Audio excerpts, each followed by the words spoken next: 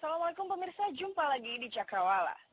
Pemerintah tengah bersiap menaikkan harga bahan bakar minyak bersubsidi, lantaran subsidi naik terus-terusan hingga tak tertahan lagi. Akibatnya, pundi-pundi APBN pun jebol. Naiknya subsidi bukan hanya semata karena penggunaan bahan bakar bersubsidi oleh kendaraan pribadi. Di berbagai tempat, banyak terjadi praktek pembobolan BBM bersubsidi. Mereka membeli BBM dengan harga subsidi dan menjual kembali ke industri. Bersama saya, Hardina Primanda, inilah Cakrawala selengkapnya. Penyelewengan solar subsidi sebenarnya bukan hal yang baru di Bekasi dan sekitarnya. Bersama Larso, mantan pelaku penyelewengan solar subsidi, kami menelusuri praktik kecurangan ini. Sebelumnya Larso mengaku sudah 2 tahun ikut dalam praktek penyelewengan solar. Saya operasi Jabodetabek. Mas paling sering beroperasi di mana? Apa di Depoknya, atau di Bogornya, atau di Bekasinya, atau di Jakarta? Ya, Bekasi, Jakarta Timur, terus sama wilayah Cibubur. Cibubur ya? Iya. Itu cara mainnya gimana sih? Mungkin menyelewengkan solar ya? Gimana ya caranya itu? Ngambil solar atau langsung merampok atau gimana gitu?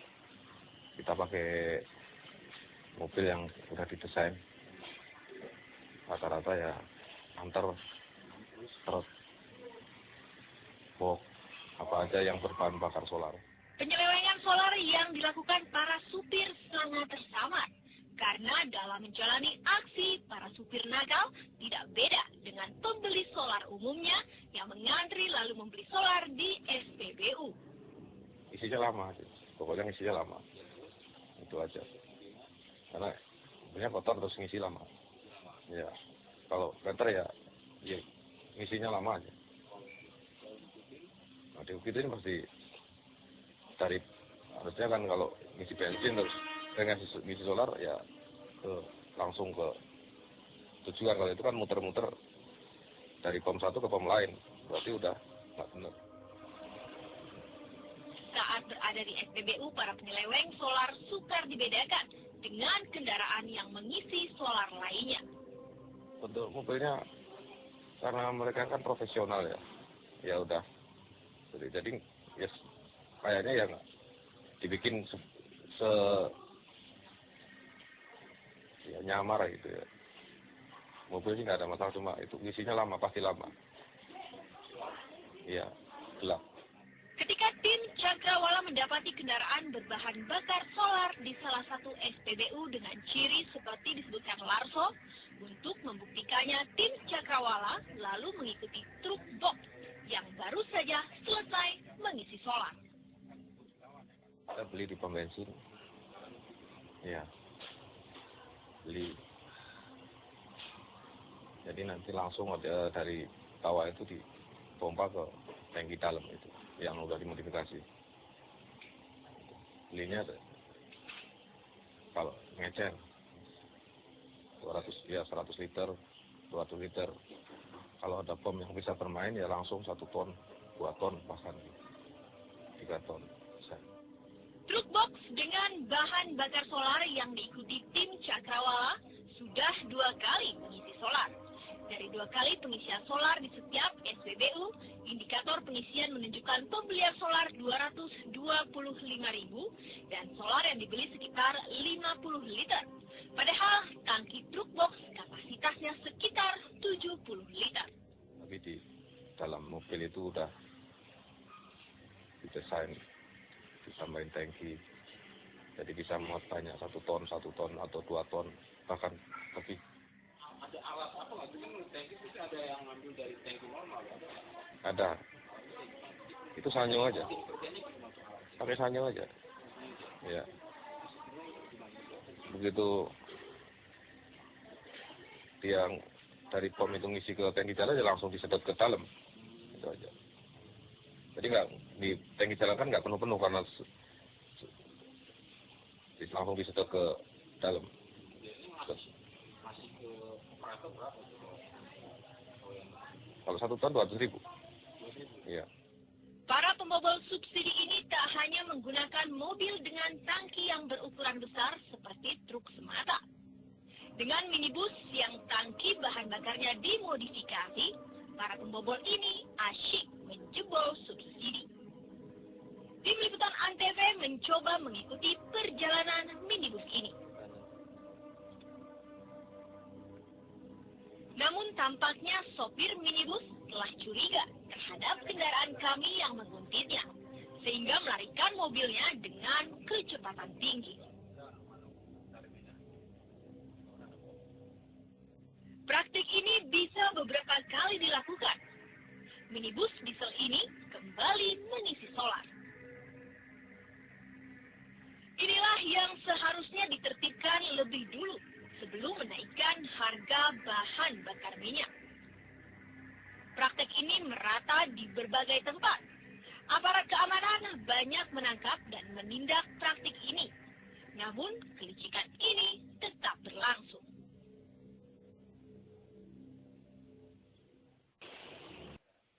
Praktek kecurangan bisa terjadi di mana-mana.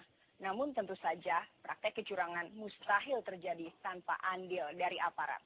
Lagi-lagi, aparat yang gampang disuap menjadi penyebab suburnya praktek pembobolan BBM bersubsidi. Dalam menjalankan aksinya, Larso dengan timnya yang berjumlah 4 kendaraan roda 4 berbahan bakar solar bisa mendapatkan ratusan, bahkan ribuan liter solar subsidi setiap harinya dengan jalan mengecer di beberapa SPBU. Ada yang 2 ton, ada yang 3 ton. Iya. Kayak kemarin itu berapa? 2 ton. 2 ton itu. Ya. 2 ton itu biasanya berapa kali sih bisa penuh? Itu kalau pomnya dia mau bermain ya cepat, Mas. Maksudnya mau bermain itu gimana? Apa? Ya sekali ngisi langsung 1 ton gitu. Itu pom kali pomnya sama. Operator. Operator. Ya. Seperti itu. Bukan. Tapi kalau lagi mungkin nggak mau ya ngecer agak lama, belinya 200.000, 300.000 sedikasinya aja. Ya 500 liter, 50 liter sampai penuh. 8 ton itu kalau lagi bagus ya semalam dapat. Semalam itu bisa 16 ton. Semalam? Ya. Operasi semua itu. Ya. Kalau yang normal biasa aja misalnya kayak operasi atau Ya. atau bagus itu biasanya berapa kali sepinya lah. Kalau lebih sepi nggak kerja. Gitu ya. Ya. Tiarap. Ya. Tapi rata-rata tiap hari bisa berapa ton? 16. 16 ton. Ya. Berarti tiap hari bisa kirim ke industri. Bisa. Ya. Nanti kan dijual ke industri. Biasanya kemana industri? Jabodetabek. Jabodetabek. Ya. Tangerang, Bekasi. Betul. Kalau Mas sendiri pengalaman lebih sering kemana kirimnya? Tangerang. Tangerang ya. Selama 2 tahun menjalani bisnis ini, Larso dan timnya bisa dibilang selalu kebanjiran pesanan. Itu ya untuk nampung itu. Karena kan kalau ke industri kan nggak mungkin 1 ton. Kalau nggak 5 ton, 8 ton, 16 ton, 24 gitu. Jadi dikumpulin dulu di pool. Itulah. Di pangkalan itu baru nanti dibawa pakai tangki itu ke industri. Guna mendapatkan solar subsidi dalam jumlah besar dalam waktu yang singkat, biasanya para penyeleweng solar membentuk kelompok yang terdiri dari beberapa jenis kendaraan. Ya, biasanya itu satu tim. Satu tim. Kalau Ya. timnya sampai berapa tim? Pernah? Itu biasanya ada mobil box, ada tangki untuk ngirim ke pabrik. Ya, itu karena kalau sudah 8 ton, atau 16 ton itu dikirim ke industri. Sampai berapa tim berapa yang pernah sampean ini? Timnya sampean itu berapa unit mobilan operasional? Operasionalnya pernah itu sekitar paling banyak ada 5 unit. 5 unit Ya. apa aja? Truk 1, elep 1, box 1, panternya 2. Larso mengungkapkan kawanan penyeleweng solar yang beroperasi di Jabodetabek dengan modus mengecer solar dari satu SPBU ke SPBU lainnya jumlahnya bisa mencapai puluhan. Dan setiap kelompok punya wilayah operasi masing-masing. Banyak, puluhan, mungkin ratusan ya, di seluruh Indonesia. Kalau di yang Jabodetabek itu berapa? Jabodetabek ya puluhan lah, banyak juga. Demi mendapatkan hasil yang maksimal dan faktor keamanan mendukung saat mengecer dari satu SPBU ke SPBU lainnya, para penyeleweng solar memilih beroperasi pada malam hari. Kebanyakan malam. Kenapa malam? Kan kalau siang lebih nggak tentara kan karena banyak mobil. Mungkin dari segi macet ya, kalau siang terlalu macet ya panas lagi. Banyak suara.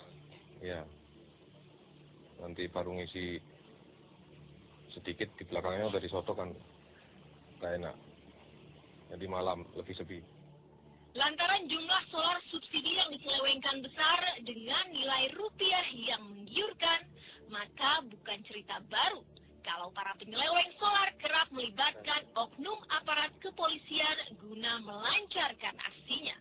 Kita masih koordinasi bulanan ke Polsek, ke Polres, pokoknya yang kita lalui.